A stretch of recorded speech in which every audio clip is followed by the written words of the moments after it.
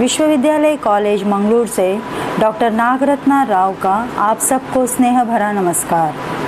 वर्तमान में जब कई दिनों से विश्व कोरोना जैसे महामारी से जूझ रहा है, तो हमारे देश का सुरक्षा बल, चिकित्सा बल मानव समाज को सुरक्षित और स्वस्थ रखने के लिए जूझ रहा है। ऐसे में शिक्षक वर्ग भी इस समाज को एक नई सोच, नई विचारधारा देने में संलग्न है। हर दुख के समय के बाद सुख का समय आता है। बस धैर्य, साहस और सत्कर्म का साथ नहीं छोड़ना चाहिए। आइए इसी विश्वास के साथ मैं सर्वप्रथम संत अलोयसियस कॉलेज मंगलूर के हिंदी विभाग की सक्रिय टीम का शुक्रिया अदा करना चाहती हूँ, जिन्होंने वैश्विक महामारी के इस संदर्भ में हम सबको सक्रिय बनाए रखा। अब मैं आपके समक्ष वर्तमान परिप्रेक्ष्य में प्रवासी साहित्य की रचना धर्मिता इस विषय पर अपने विचार प्रस्तुत करने जा रही हूँ। हे भारत, तू है देश मेरा, मेरी आत्मा, मेरे ही प्राण। यह मोह मेरा तब छूटेगा जब मैं हो जाऊंगी निष्प्राण। कुसुम रस्तोगी जी का ये कवितांश भारत के रंग में रंगी प्रवासियों के जीवन का महत्वपूर्ण पक्ष है, जो विदेशों में अपनी शाखाएं फैलाकर भी देश की जड़ से जुड़ा है। विदेशी धरातल और भिन्न संस्कृति के आसमान के बीच उद्भूत प्रवासियों की प्रतिक्रियाओं, भावनाओं, संवेदनाओं ने प्रवासी साहित्य को विकसित, पल्लवित किया। प्रवासी साहित्य कोई विशेष दर्शन या चिंतन नहीं, यह एक नई चेतना, एक मनोविज्ञान, एक अंतर्दृष्टि है। यह साहित्य उन प्रवासियों के भावोद्गार हैं जो जन्मना भारतीय हैं किंतु कर्मणा नहीं। इसलिए विदेश में रहते हुए भी उनका हृदय, मन, मस्तिष्क स्वदेश के रंग में रंगे हैं। भारत ने विश्व को वसुधैव कुटुंबकम का स्वरूप प्रदान किया और भारतीयों ने प्रवासी साहित्य के माध्यम से हिंदी साहित्य को वैश्विक रूप दिया।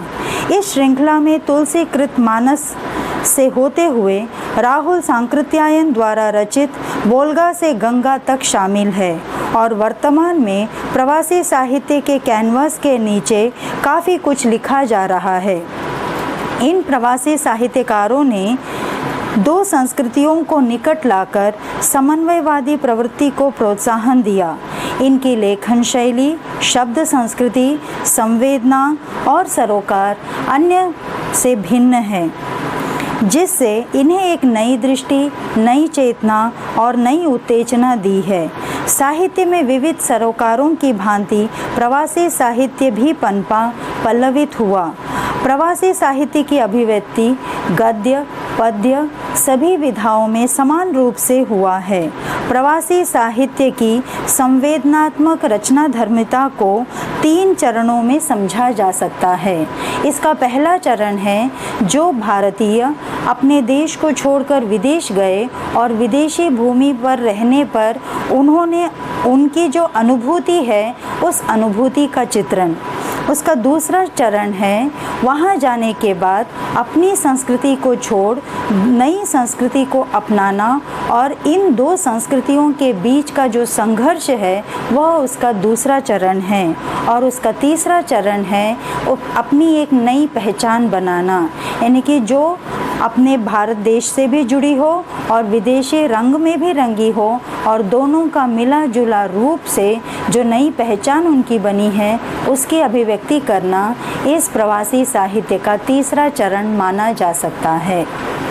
जिन प्रवासी साहित्यकारों ने हिंदी में प्रवासी साहित्य रचना की है उसके अंतर्गत मुख्य रूप से कहानी, उपन्यास और कविताएं आती हैं। तो इन तीनों विधाओं के परिप्रेक्ष्य में हम प्रवासी साहित्यकारों की रचना धर्मिता को समझने का प्रयास करेंगे। जब भी कोई व्यक्ति स्वदेश से विदेश में जाकर बसता है तो सबसे पहले उसे विदेशी संस्कृति और सभ्यता का सामना करना पड़ता है। विदेशी भाषा और उसकी संस्कृति को अपनाने और उसके अनुरूप अपने आप को ढालने में उसका जो संघर्ष है उसका सजीव चित्रण सुषमा वेदी के उपन्यास हवन में हुआ है। इसमें 3 बहनों की कहानी है जो विदेश जाकर अपनी आजीविका के लिए काफ़ी जद्दोजहद करती हैं। गुड्डो अपने पति के मरने के पश्चात अपनी बहन के पास अमेरिका जाती है। उसका बेटा वहाँ के माहौल में अपने आप को ढाल नहीं पाता। उसकी दोनों बेटियाँ अणिमा और तनिका भी शादी करके वहीं आती हैं। रिश्तों का ताना बाना ऐसा बनता है कि इनमें इतना तनाव पैदा होता है कि गुड्डो जिसने अपने पति के साथ ठाट बाट का जीवन बिताया था उसे अंततः अखबार बेचकर अपनी आजीविका कमानी पड़ती है। इस प्रकार यह उपन्यास गुड्डो की ऐसी दर्दनाक कहानी है जहां वह अपनी अस्मिता को होम करके जीती है। इस प्रकार जब व्यक्ति अपनी जड़ से उखड़ता है तो दूसरी जगह में पैर जमाने हेतु उसका संघर्ष सहज है। व्यक्ति के विकास में उसकी सामाजिक स्थिति गति जितनी प्रमुख है उतना ही उसकी आर्थिक स्थिति का भी।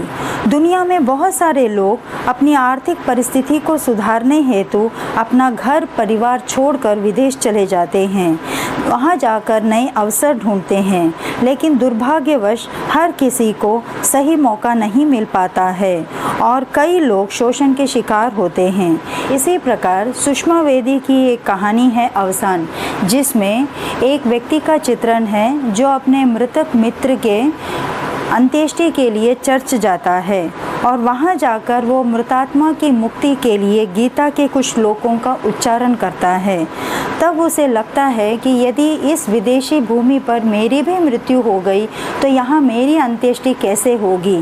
तो इसीलिए उसी समय वो ये निर्णय लेता है कि वो अपने देश भारत वापस लौट जाएगा ताकि भारतीय संस्कारों के अनुसार उसका अंतिम संस्कार हो सके। भारत में जहाँ भावात्मकता है वैसे ही विदेशों में विकारात्मकता है। वहाँ की जीवन शैली मशीनी है जबकि भारत में नहीं। ये मशीनी ज़िंदगी पैसे कमाने के पागलपन में अच्छा तो लगता है, लेकिन जब ये पागलपन दूर हो जाता है तो तब तक वह व्यक्ति जीवन के उस पड़ाव पर आता है कि जब वो पीछे मुड़कर देखता है तो उसे एकाकीपन नज़र आता है। स्वार्थ केंद्रित मानव के अकेलेपन को डॉक्टर प्रतिभा सक्सेना बड़े सुंदर शब्दों में अपनी कविता भूख में अभिव्यक्त करती है। बहुत भूख भरी है दुनिया में, तरह तरह की भूख भटक रही है मृग तृष्णाओं में, कभी मन की भूख, कभी भोग की, कभी धन की, यश की, बल की। फिर व्यक्ति उस अनंत सुख पाने की लालसा में अपनों से दूर हो जाता है। उसकी यह खोज उसे इतनी दूर ले जाती है कि जब तक उसे एहसास होता है तो बहुत देर हो चुकी होती है। डॉक्टर प्रेमलता प्रवासियों के इस अंतर्वेदना को समझती हैं और उन्होंने वनवास कविता में बखूबी चित्रित किया है। भूल भलैया में कुछ यूं भटक गई है ज़िंदगी मेरी कि लगता है राह खोजते खोजते, राह मिलते मिलते ज़िंदगी ही खो जाएगी। तो ऐसे जीवन की वितृष्णा में मनुष्य अपनी भूमि को छोड़कर दूसरी भूमि में जाकर बस तो जाता है, लेकिन वो अपना सुख चैन खो देता है। ये प्रवासी अपने ज़मीन को छोड़कर चले तो जाते हैं, लेकिन अपनी संस्कृति का त्याग नहीं कर पाते। समुंदर पार जाने के उपरांत जब उन्हें अपने पूर्वजों का क्रियाकर्म करना पड़ता है, तब उन्हें जो पीड़ा सहनी पड़ती है उसका भी उल्लेख इस साहित्य में हुआ है। इसके अलावा वे अपने त्योहारों के स्नेहपूर्ण वातावरण को भी वहाँ जाकर बहुत मिस करते हैं। पराये वातावरण में व्यक्ति कैसे अपने आप को अकेला पाता है उसका वर्णन है। कई बार ऐसा भी होता है कि विदेशी वातावरण में तीज त्यौहार का ध्यान ही नहीं रहता। अगर कोई व्यक्ति अपने ही देश में रहता है तो कोई त्यौहार है तो एक सप्ताह पहले से ही उसकी तैयारी शुरू हो जाती है। तो यहाँ पर अनंत जी का एक और उपन्यास है चुन चुन चुनाव, जिसमें स्वस्ति मॉरिशस में शिवरात्रि के दिन लोगों को जब पूजा करते देखती है तो तब उसे एहसास होता है कि शिवरात्रि का समय है और वह अपने आप को शिवमय बना देती है। इस प्रकार प्रवासी साहित्य में हम व्यक्ति के जीवन से जुड़ी, प्रवासी व्यक्तियों के जीवन से जुड़ी हर भावना को, संवेदना को बारीकी से देख सकते हैं। उषा प्रियमवदा का एक उपन्यास है अंतर्वंशी, जिसमें बनारस की चुनमुन वंश अमेरिका में जाकर वाना हो जाती है। उसे अमेरिका की जीवन शैली रास नहीं आती।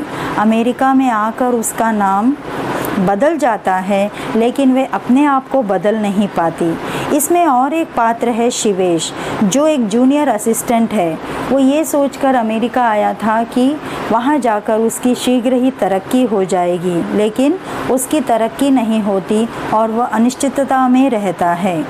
यह उपन्यास इस बात का खुलासा करता है कि भारत में अक्सर मुख्य रूप से मध्यम वर्ग के लोग ये मानते हैं कि अगर उनकी बेटी का विवाह विदेश में रहने वाले, उसमें भी खास तौर से अमेरिका में रहने वाले व्यक्ति से हो जाती है तो वो बड़े भाग्यवान हैं। लेकिन उस उपन्यास को पढ़ने के बाद पता चलता है कि उनका भाग्य कैसा है।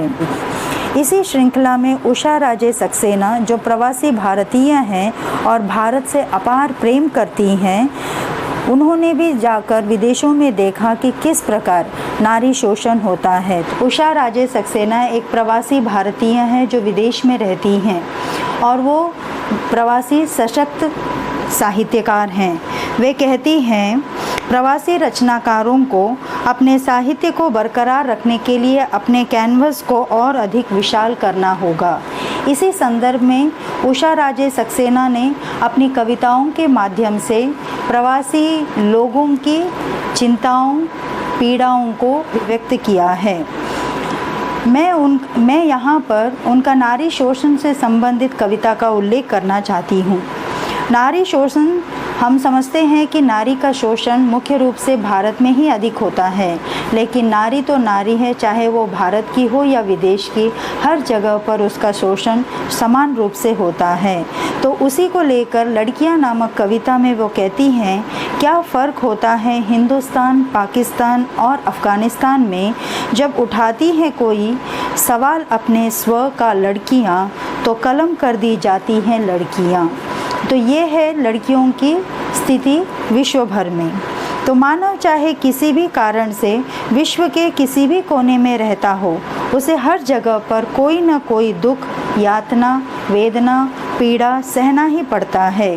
बस उसका स्वरूप, स्थान और समय भिन्न होता है। अंजना अधीर विदेश में रहकर भारतीय संस्कारों को नहीं भूली, छूट गई अपने वंशजों से, पर उनका ज्ञान, ध्यान, शब्द मेरे साथ हैं जो दिए हैं मेरे पितरों ने। इस प्रकार प्रवासी साहित्य की विभिन्न विधाओं में अभिव्यक्ति को देखकर प्रसिद्ध आलोचक कमल किशोर गोयंका जी का कहना बिल्कुल सही है कि प्रवासी साहित्य एक नए भावबोध, एक नया रचना संसार तथा नए रचना उद्देश्य को लेकर आया है। इसके मूल में अपने देश, भाषा, संस्कृति, परिजनों से दूर रहने की पीड़ा है। अब अंत में मैं फिजी में रहने वाले प्रवासी साहित्यकार जोगिंदर सिंह कंवल जी की पंक्तियों से अपनी बात को समाप्त करना चाहती हूँ। वे जीवन संग्राम नामक कविता में लिखते हैं, जीवन संग्राम में जूझते, संघर्ष करते लोग, कभी रोते कभी हंसते, ये डर डर के जीते लोग, कभी सीनों में धड़कती उम्मीदों की हलचल, कभी बनते कभी टूटते दिलों में ताजमहल, पत्थर जैसी परिस्थितियों के बनते रहे पहाड़, भविष्य उलझा पड़ा है कांटे कांटे आज, चेहरों पर अंकित अब पीड़ा की अमिट प्रथा, हर भाषा में लिखी हुई यातनाओं की कथा। जोश, उबाल, आक्रोश, छाती में पलटे हर कदम, चुपचाप हृदय में उतरते सीढ़ी सीढ़ी गम। दर्द की सूली पर टंगा कोई धनी है या मजदूर, है सबके हिस्से आ रहे जख्म और नासूर।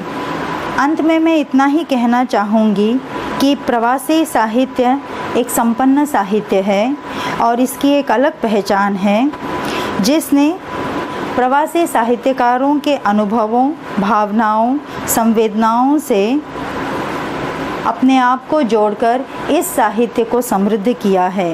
ये हिंदी साहित्य को समृद्ध करने वाला पोषक तत्व है, जिसमें लेखक मुख्य रूप से अपने देश से बिछड़कर दूसरी संस्कृति से जुड़ने का संघर्ष और नई पहचान बनाकर भी अपने देश से जुड़े रहने की प्रवृत्ति को अभिव्यक्त करता है। अवसर प्रदान करने के लिए धन्यवाद।